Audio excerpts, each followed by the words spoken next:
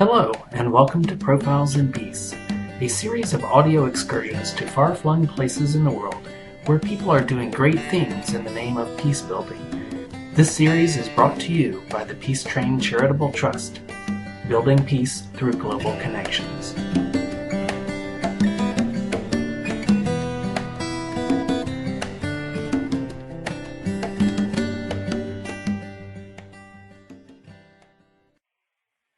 Today we're talking to Erica D'Aquila, and she's joining us all the way from Suriname in South America. Erica, how are you? I'm doing good, thanks. Great. So, Erica, tell us, you've got this amazing project. You're working with the Peace Corps. You are a community health educator from New York City all the way down in Suriname. Tell us how did you go from New York City to Suriname? Okay, sure. So yeah, I was in New York City doing work with HIV/AIDS and troubled adolescents and youth. And after graduating, I was deciding between medical school and Peace Corps. And my calling was just more in the Peace Corps direction. And the Peace Corps is a 27-month commitment. You have to serve for the 27 months in which Washington, D.C. assigns you to a country. So I didn't know where I was going or who I was going with, and I got a package from Peace Corps Washington that said that I am going to Suriname. Wow. And I had to look Suriname up on a map myself, where it was, and they told me that I would be a community health educator. So I had 3 months to pack my bags and get ready after applying for a year, a little over a year. I had 3 months to get myself ready and get myself to Suriname. So now I'm in my 17th month of service. Wow. You count them. It's going wonderful. That's great. You're counting the months. I am. Well, you know, you can take the girl out of the city, but you can't take the city out of the girl. And I am currently living with no electricity or running water or internet or a smartphone, nothing. I have a Nokia model from the 90s, and so yeah. So that must have been such a shock. I mean, I just imagine you throwing your destiny into the hands of the Peace Corps, and it must have felt kind of like a big roulette wheel, and where you wound up in the world was pretty much in someone else's hands. Yeah, that was it. I basically just said, whatever they tell me. I mean, you know, I didn't have to. I could have said that I didn't want to go and I didn't want to serve, but I knew I really identify. The Peace Corps has 3 goals. And the goals really hit home with me, and their morals that I believe very much in, and it's bringing trained individuals to a community that has requested the need. It's Americans going to a foreign country and learning about foreigners, and it's Americans going to a country and teaching foreigners about Americans. And the cultural exchange and aid and humanity, for the sake of humanity, to me, it's really beautiful, and the Peace Corps does a really good job at staying true to it. We've been going since 1960, started by JFK, and it's really an honor to be a part of this program, and it's really an honor to represent the United States in spreading peace and friendship. Fantastic. So I couldn't feel more honored in doing this. Wow. Well, thank you for doing it on behalf of the rest of us. It's really fantastic what you're doing, and you're faced with a real challenge right now. So you've described to me via email the challenges in your village of Pempe. Can you tell us about that? Yeah. So as a community health educator, I've been working for the past 17 months on health-related issues. So everything from nutrition, exercise, HIV/AIDS, sexual reproductive health, and water and sanitation. And the biggest health concern is the people's lack of access to clean drinking water. Currently, there are 140 people living in Pempe, which is the village that I live in, where my house is, my new family, and they have no clean drinking water. They only have access to a river and access to a creek, where they gather water and they carry it on their heads back to the village, which is anywhere from a 5 to 10 minute walk, which they do every day to get their daily drinking water. And recently we've been working with UNICEF to teach healthy life skills in regards to proper hygiene practices that the village can take on in order to help themselves. Yeah. And we did a test of the purity of the water, and the water that the people depend on every day for drinking was infested with 8 different colonies of E. coli and other harmful bacteria. So the water is unsuitable for drinking. Oh my gosh. And they don't have any other access to other cleaner water. Well, so let's that's take the water that they're left to drink. Yeah, and thank you for sending the photographs. And so let's take people on a sort of pictorial tour, if you will, of what you just described. The first photograph we're looking at is kind of through the woods and into the creek, and just describe this for us as we go. We'll go through the first couple. Okay, so this is me approaching the creek. So this is the creek in the village where people go to wash their bodies, wash their dishes, and gather their drinking water. Right. And the second photograph we see is kind of looks like you've landed at the edge of this creek. Exactly. Yeah. There's a few. They're not steps down. They're just over time they have become steps by the people walking down. You kind of have to jump down a little bit. The clay, because the ground is clay. Right. And then where the next that you see, I've landed, so now I'm on the water level, basically. And that's just the same creek, just a different shot. Right.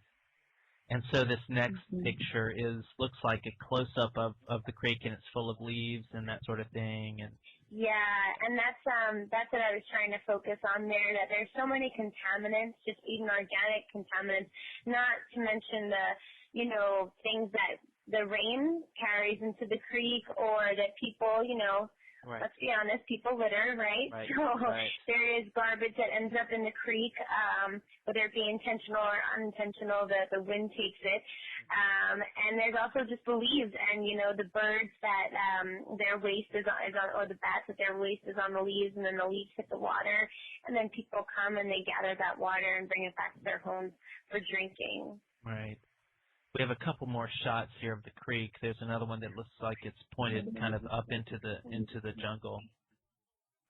Right, and that is the jungle. Yeah, we are out in the jungle. The village that I'm in is 7 hours from the capital city, and it's just out in the middle of the Amazon jungle. 7 hours. How do you get there? Okay, so there's the capital city. It's the one city of Suriname. You would get in a car. Well, not a car. It's kind of like a van, like I guess what we would call like a construction van type of thing. Right. And the van takes you on a road, a one-way road. They're in the process of paving it. So it's not paved yet, and it takes about 4 hours to get from the city to this boat dock.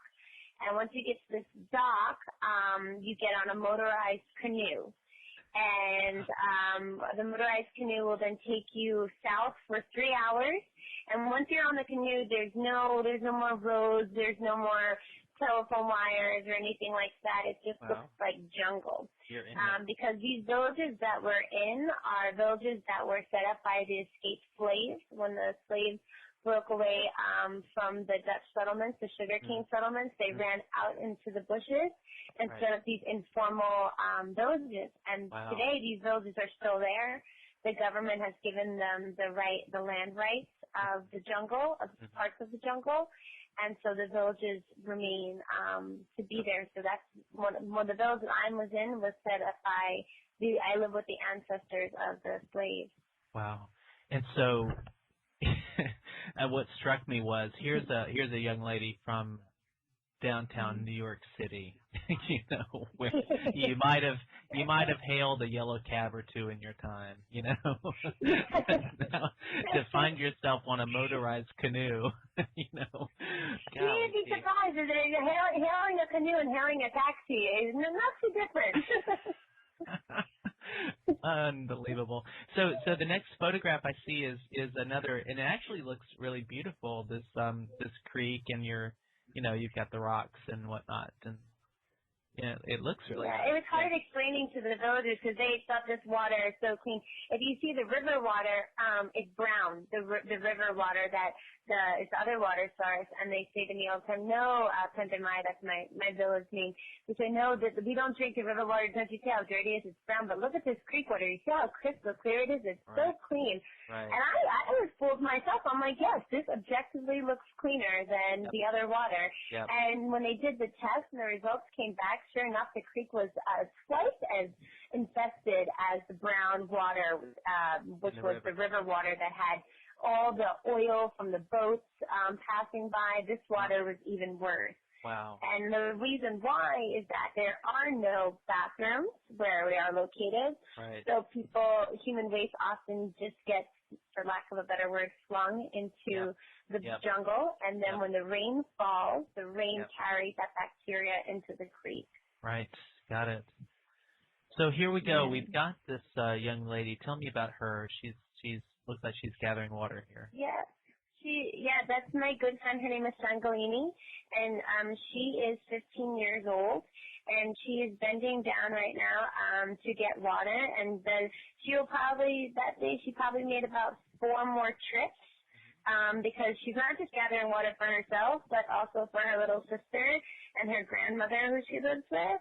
So this is about a 5-minute walk from her house. So she walks through the creek, and luckily her friend was there. You'll see, and then maybe 2 pictures from now, her friend, who's Yentewa, who's a little younger than her, is helping her put it on her head. But if Yentewa wasn't there, or myself, because I'm taking the pictures, she would put it on her head by herself and carry it back up to her house and turn around and come and get water about 4 or 5 more times. And that's just for morning, for the people to drink from the morning until the afternoon, and then they do it again in the afternoon because they don't only drink this water, but they use it for cooking water as well. Of course, right. So we see both the girls picking up the water, and then your friend with it sort of poised on top of her head at this point. Right. Yeah. Yeah. Mm-hmm. So there she is. This next photograph I'm looking at, it's kind of a little bit further back, and you've got both the girls standing there ready to take off with the water. Two rounds of trips a day, one in the morning, one in the afternoon, and and it looks like clean water, but as you said, it's twice as infested as the river water. So they bring it back, and the next picture that we see is this barrel with something over it. Right, that's a barrel that the person is collecting rainwater with. So as rain falls from the sky, then it will catch in this barrel, and then the family there will use that water for drinking. And the sheet that's on top of it is their kind of like a barrier kind of like a strainer type of thing to make sure that no mosquitoes or any other things can fall in and contaminate the water. So when they're drinking the water, they'll open the plastic up and use the water for barrels like this are usually used for water for washing hands or for cooking. They're not primarily used for drinking just because there are so many contaminants that can contaminate this water. Yeah. But nonetheless, if the water has run out, they will use it. Right, right. And the next picture we see is one of these barrels that's right up against a corrugated tin steel roof. Right. Yeah. And so this is typical. Same thing as in a barrel that you thought to catch rainwater, to use for any of their water needs, just to try and use the surface area. That's my friend's house right there. Her name's Magnolia. This is her house, and this is her way of catching rainwater. Right, right. So now the need is there. Are people getting sick? Mm-hmm. As a community health educator, I have a very good relationship with the local medical clinic. I go there once a week and talk to them. And one of my first questions to them is, what do you see the most here? What are people mostly coming in for? And sure enough, they said, parasites, worms, diarrhea, dysentery, all waterborne related diseases. So, and for children, a lot of it starts as diarrhea, and it makes them vulnerable to the malnutrition, and which stunts their growth, stunts their neurodevelopment, stunts just their development overall. So people are definitely getting sick. You would think maybe over time that they'd have these iron stomachs, but no, humans can't put up resistance to E. coli and other harmful bacteria. They have vitamin deficiency because any nutrients that they do get from their diet is then being preyed upon by these harmful contaminants in their water. So, the results of that is these people, their livelihood requires them, their lifestyle requires them to have physical stamina because they walk every day 2 hours to their farms, between an hour and 2 hours to their farms, where they then, just to cut their rice. Their farms are not located close to the village, and this is an old practice that they used years ago because if the slave owners found their farms, they wouldn't find the village per se. So the farms are an hour to 2 hours away from the village. So it's and they walk out there. So it's a defense mechanism so that exactly. It was like a fake out kind of thing. Yeah, they would park their village way away from where they're actually farming, from their food source. Right. Yeah. So they have to walk single file out to the village on very unmarked paths so you can try and keep up. And with their water on their heads and, our buckets on their heads and their machetes and they're cutting as they go. And they go out to the farm and they're there from 8 o'clock until 4 o'clock. And 4 o'clock they call it a day and they turn around and come back to the village carrying anything that they harvested for the day. And, if you are sick with diarrhea, if you are sick with dysentery, if you are sick with a parasite or worms, you're not able to do that. And then as a result, you're behind on your work, and your work is a direct correlation to your diet and what you and your children are eating. So these waterborne diseases really have a negative impact and a strong impact on the lifestyle. And the children who are with diarrhea, because there's no bathroom facilities, and diarrhea, you're really out for the count. You're home stricken, and you can't go to school. Or if your child is sick, if you have an infant, and then diarrhea turns into dehydration, and then you're walking to the medical clinic with your baby strapped on your back. I mean, it's a never-ending vicious cycle because, you need water to stay alive, but at the same time, the water is killing these people. Fascinating story. It's Just to remind the listeners, we're talking to Erica D'Aquila, who's joining us all the way from Suriname in South America. Erica is a community health educator with the Peace Corps. She's been there in the jungles of Suriname for 17 months and has something that she wants to ask us to help her with. The problem is water quality, and helping her village of Pempe develop some practice for finding fresh water, clean water for drinking. So Erica, how many people are in the village? There are 140 people in the village, and that's men, women, and children. Right.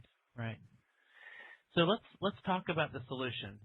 But I should let you know, it's 140 people, and there's nine male adults. Whoa. That's it. So I should include that because it shows you it is a very matriarchal, but not by choice. The women are responsible, and it's, coming from New York, I and also my mom does everything. My mom has her own toolkit. Her hammer, her nails, whatever. This is a society where gender roles are still very much in place. Wow. And these women are left without that male help when it comes to physical labor and stuff. So they are really at a disadvantage a lot in Pempe when it comes to any type of infrastructure in the community because the women are not only left with all the domestic chores, but also to pick up the slack of where they don't have adult males in their village. Wow. And what are those 9 gentlemen doing? Are they are they Well, working? Are they working in the field? unfortunately, a lot of them, no, men do work in the field, but it's not very common. Men cut the ground for the women, so they'll go out with chainsaws or axes and cut down the big trees so that the women can plant. Right. And they'll cut the path so that the women can walk. Right. But men usually have take up trades such as making boats. Right. Or making houses. Right. The men in my village, unfortunately, I really only have 3 men that are below the age of 45. Wow. All the other men, the other men are older than that. They're old men. They're leaders of the community. Right. They don't really have that much of an impact in the community besides the meetings that they call because they're old and they're hard. They've worked hard. They've had long lives. Yeah. So they're really they're not going to be great contributors in terms of the workforce. No, when it comes to labor, no. But these women, these Pempe women, I mean, people talk about them up and down the river because they run that village, they run that show. From the morning they wake up at 5 o'clock till they go to bed at 9 o'clock. They take care of everything. I've never hit a bump in the road in my village where we've not been able to do something because we don't have men. My women really stand up and say, "We'll do it. We'll figure it out. We'll make the effort." Wow. So that's fantastic. Thank you for sharing that description. So we have 2 other photographs here to wrap up with. We've got this black, very shiny, giant barrel. Tell us about that. What is that? Okay, so this is the rainwater catchment system, and what's called here, it's called a Duro tank. And the way this works, as you can see, is it catches rainwater from a rooftop, and it funnels into the Duro tank. And when the Duro tank is covered, and then it has a faucet at the bottom of it, it's raised off the ground, away from dirt, away from any possible contaminants or rats or stuff like that. And it also can be locked so that other people can't come and spoil the water. And this provides clean drinking water. When UNICEF came and tested our creek and our river water to see what contaminants, they also tested some of these Duro tanks, and there was no contamination of the water. It was crystal clear. These Duro tanks can be washed. So in the wet season where we're getting tons of rain all day long, the Duro tanks can be emptied out and washed, and then they will refill when the rain continues to fall. And this is in order to ensure that the rainwater is clean and nothing has gotten into the Duro tank, or if something has gotten into the Duro tank, then it is washed. And how many people does this, the one that we're looking at here, is this for this house that's sitting next to, or is it for a group of? Yeah. This picture, this is my Duro tank. In order for a Peace Corps volunteer to be in the village has to provide the volunteer with a Duro tank because I cannot drink creek water. I will get very, very sick. I'll get sicker than the people in the village because I don't have the I don't have thinking in Cermak, and my body is not used to it. I don't have that immunity to it.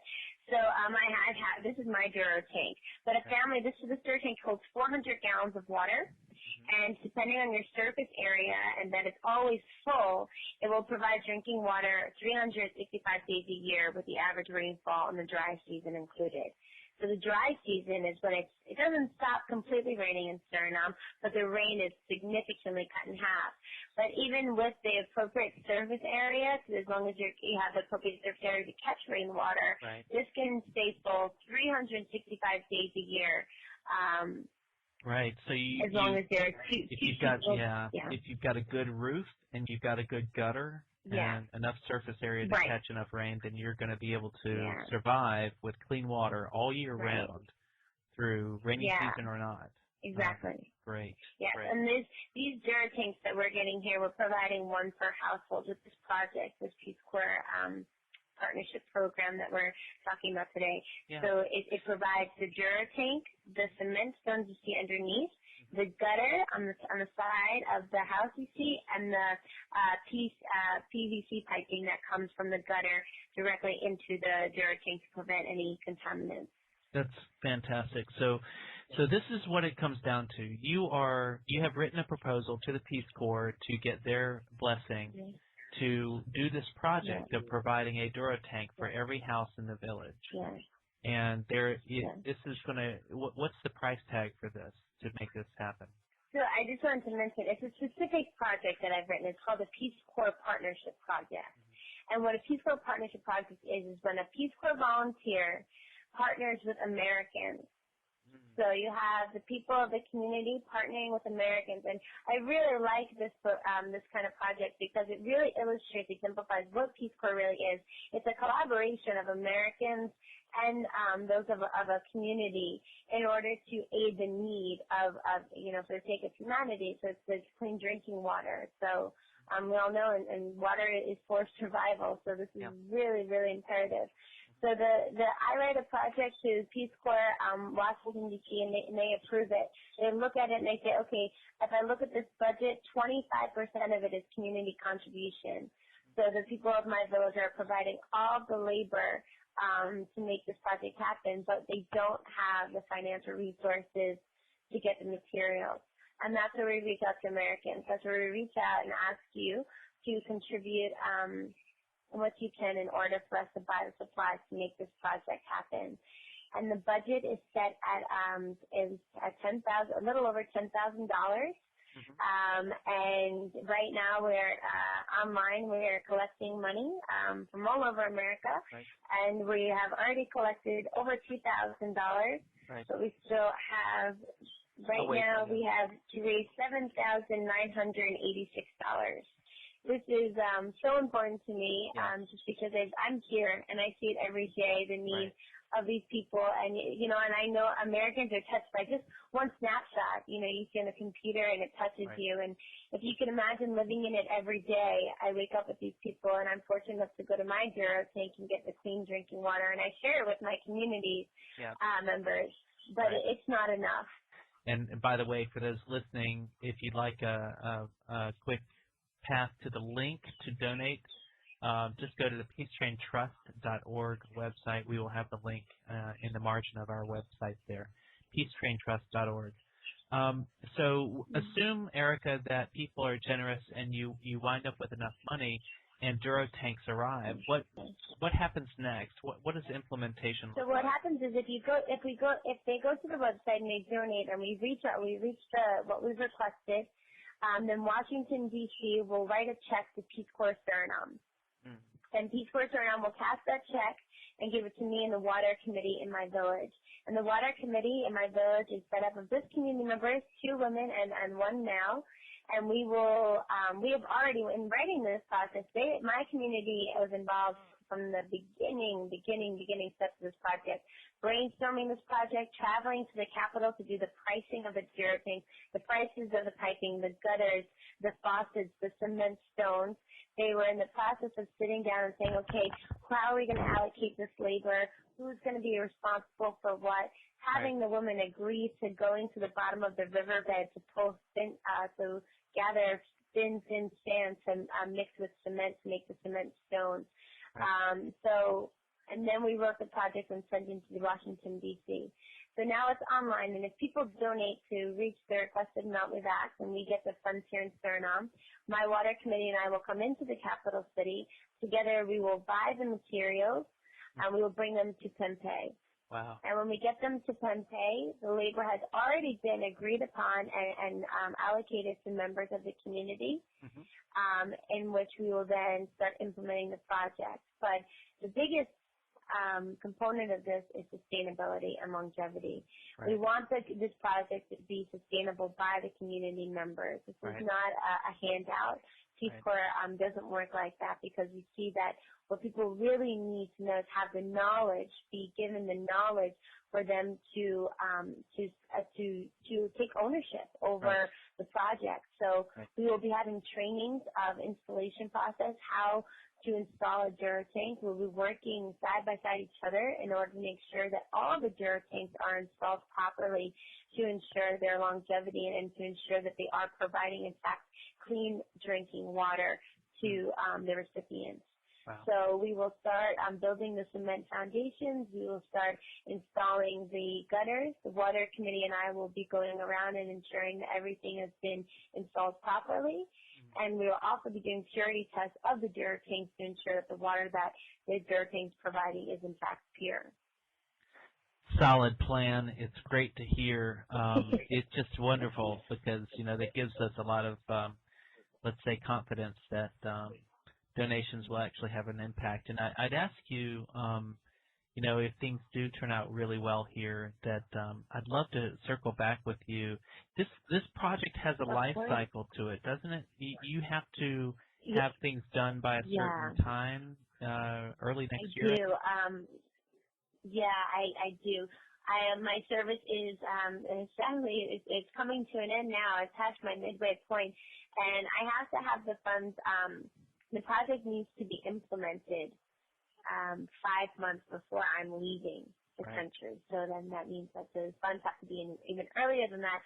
And the project will not be funded if the full budget is not raised. So we've asked for $10,000, a little over $10,000. And if we don't raise that exact amount that we've requested, we don't get any of the money. The money goes to the Global Peace Corps Fund. The project is not funded. Wow. So it is imperative that we raise all the money that's been requested for the project. Right. And that it has done in a timely manner so that I can be here for the whole implementation process, so that I can report back to you and everybody who's contributed to the project, and with pictures and with, statistics and how many people have access to clean drinking water now because of this project and because of the contributions that were made by the amazing Americans that I know. We are in a time crunch for sure. And what's the date by which you want to have all your funding secured? The goal is right now. So right now I cannot believe we're already in October of 2011, and we are hoping to have the funds completed by January so we could start implementing in February. Great holiday gift to give. A donation to make sure some folks in the village of Pempe, Suriname, have clean drinking water.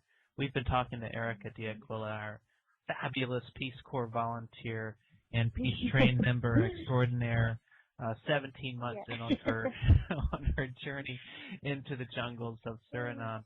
It's really wonderful to talk to you, Erica.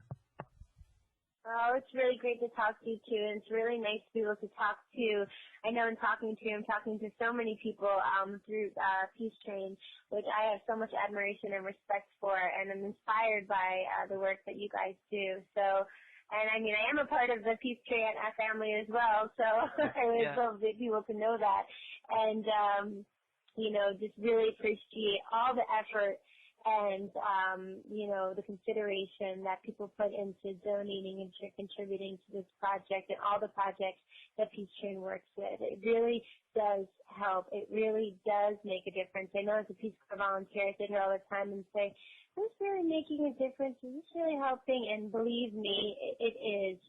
All the little stuff, it's good vibes put into this world, and that's what we need more of. That's great, Erica. Thank you so much for joining us. I'll ask you to do one more thing for me. If you were standing in your village right now with all your people around you, and you're about to go get in the canoe for a trip away, and you're about to say goodbye, in the language of the people in Pempe, Suriname, what would you say? I would tell them, Minangwe, Faide Aki Musule Bumbu, which means I'm going, and how you're going to stay here, I want you to stay here well. That's fantastic. Thank you, Erica. It's great to talk to you. No problem. Great to talk to you too, Steve. Thank you. Thanks for listening to Profiles in Peace. If you like what you heard, want to get involved, or support our work, please visit us at peacetraintrust.org. Hop on board.